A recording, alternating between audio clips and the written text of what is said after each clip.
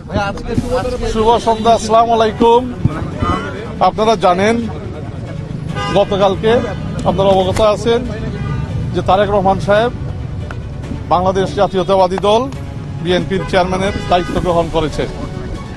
উনাকে নিয়ে উনার রাজনীতি, উনার নেতৃত্ব, উনার পরিকল্পনা, আগামীর বাংলাদেশ গড়ার পরিকল্পনা, বিশেষ করে উনার ঐতিহাসিক 25শে ডিসেম্বরের রিটার্নের পরে আন্তর্জাতিক মহলে বিশেষ আগ্রহ আছে। সেই আগ্রহের প্রেক্ষাপটে আজকে উনার সাথে কলন করেছেন ইউ অবজারভার ডেলিগেশনের চিফ আইভার জাইজাল MP, high commissioner of India, ambassador of Turkey এবং অ্যাম্বাসেডর অফ ইজিপ্ট। এই আলোচনাগুলোতে ওনারা ম্যাডামের কন্ডোলেন্স মেসেজ ওনার কাছে পার্সোনালি দিয়েছেন। আবার ওনাদের সরকারের পক্ষ থেকে এখানে মত বিনিময় হয়েছে, এক্সচেঞ্জ হয়েছে। ওনার পরিকল্পনা, বিএনপি আগামীতে সরকার গঠন করলে কী ধরনের ডেভেলপমেন্ট প্ল্যান নিয়ে এগিয়ে যাবে, দেশকে গড়বে, দেশের মানুষকে নিয়ে কিভাবে কাজ করবে, এবং আন্তর্জাতিক নীতি কী ধরনের হবে, বিভিন্ন দেশের সাথে কী ধরনের আমাদের পজিটিভ বাইল্যাটারাল রিলেশনশিপ আমরা কিভাবে গড়তে পারি। তো এইগুলো দিয়েই আলাপ আলোচনা হয়েছে অত্যন্ত কর্ডায়াল একটা অ্যাটমসফিয়ারে। এবং এই বৈঠকগুলোতে যথাক্রমে বিভিন্ন সময় মিটিংগুলোতে উপস্থিত ছিলেন বিএনপির মহাসচিব সাহেব,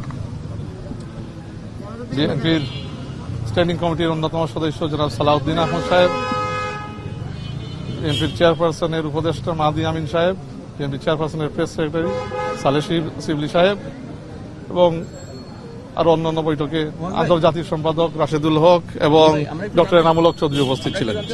ভারতের হাইকমিশন এসেছিলেন, তাদের সঙ্গে আপনার বৈঠক হয়েছেন আগামী নির্বাচন এবং পারস্পরিক সম্পর্ক নিয়ে। আসলে আপনারা কি বলেছেন, ওনারা কি বলেছেন? এর সাথে এর মধ্যে ভারতের সাথে গত 5ই আগস্টের পর থেকে কিছুটা টানাপোড়েন চলতেছে, বিশেষ করে খুবই সাম্প্রতিক সময় ক্রিকেট নিয়ে একটা টানাপোড়েন। সব মিলিয়ে এবারই প্রথম ভারতের হাইকমিশনার এজেন্ট কার্যালয়ে এসেছে।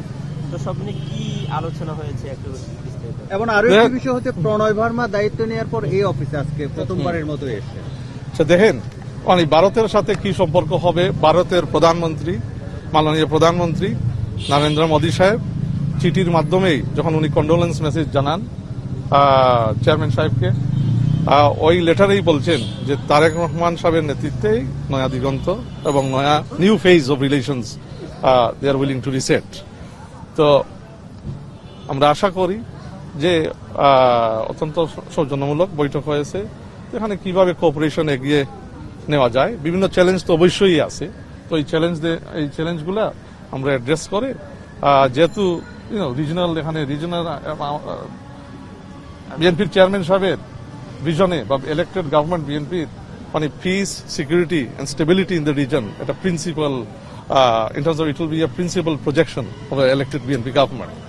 তো এখানে স্থিতিশীলতার জন্য আমরা কিভাবে দুই দেশ মিলে কোঅপারেশন এগিয়ে নিতে পারি, এগুলো নিয়ে এমনি আলোচনা হয়েছে। এখানে ডিটেইল তেমন কোনো কিছু আলোচনা হয়েছে না। বললাম তো এটা কলন, উনি it was more of a courtesy exchange, এবং এটা কলন। উনি চেয়ারম্যান হয়েছেন আজকে, তো উনাকে ধন্যবাদ জানাইছেন এবং ওনাদের সরকারের পক্ষ থেকে শুভেচ্ছা সাক্ষাৎ হয়েছে।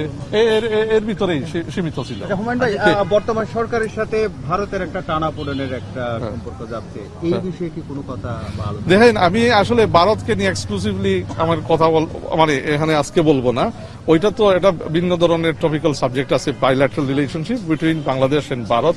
আজকে আমি বলবো এখানে আপনি দেখেন তারেক রহমান সাহেব দেশে আসার পরে একের পর এক সরকারের প্রতিনিধি ঢাকায় রাষ্ট্রদূতরা ওনার সাথে মিলিত হচ্ছেন, সাক্ষাৎ করতে আসছেন। এই আগ্রহ নিয়েই যে উনি আগামীতে এশিয়া প্যাসিফিকে একজন গুরুত্বপূর্ণ নেতা, শুধু বাংলাদেশের নয়।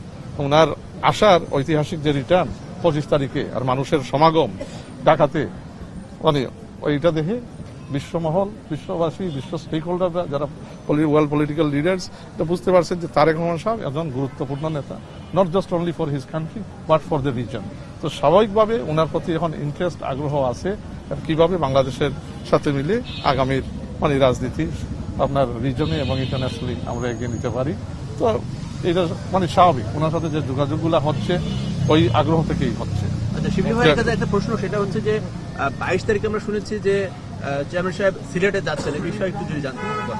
এটা ঠিক সিদ্ধান্ত এখন হয়নি, সিদ্ধান্ত আছে যখন, যেহেতু 22 তারিখ থেকে নির্বাচনের প্রচারণা শুরু হবে, তো উনি কোথায় কিভাবে যাবেন এটি এখনো চূড়ান্ত হয়নি, এটি চূড়ান্ত হলে জানিয়ে দেওয়া হবে। অর্থাৎ নতুন করে আবার শিডিউল। হ্যাঁ, 22 তারিখ থেকে নির্বাচনী প্রচারণা যখন শুরু হবে তখন ঠিক মতো জানিয়ে দেওয়া হবে প্রেসকে যথাসময়ে।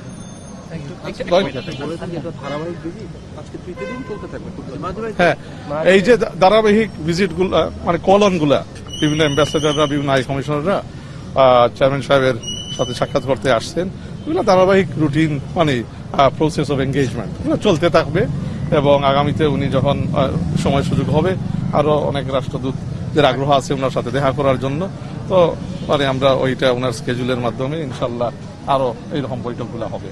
থ্যাংক ইউ, ধন্যবাদ। Thank you so much.